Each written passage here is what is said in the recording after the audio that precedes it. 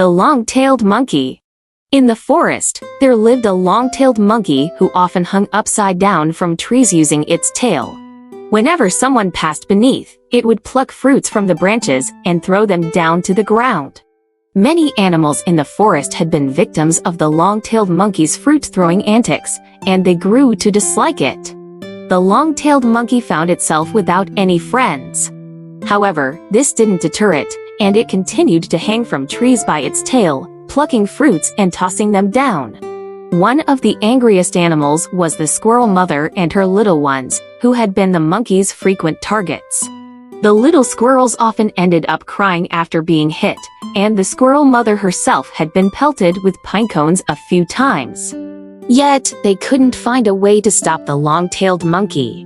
One day, as the long-tailed monkey made a young squirrel cry again, the sky suddenly opened up with heavy rain.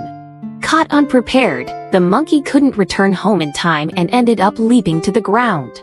It sought refuge under the roof of the squirrel family's home. Annoyed, the squirrel mother refused to let it in. The rain grew heavier, pouring down like a deluge.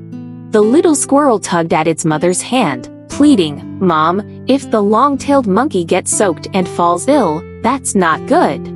Let it come in and take shelter from the rain." After giving it some thought, the squirrel mother allowed the long-tailed monkey to come inside.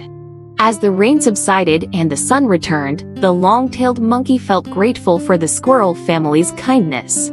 It decided to repay their goodwill by taking the young squirrel out to play.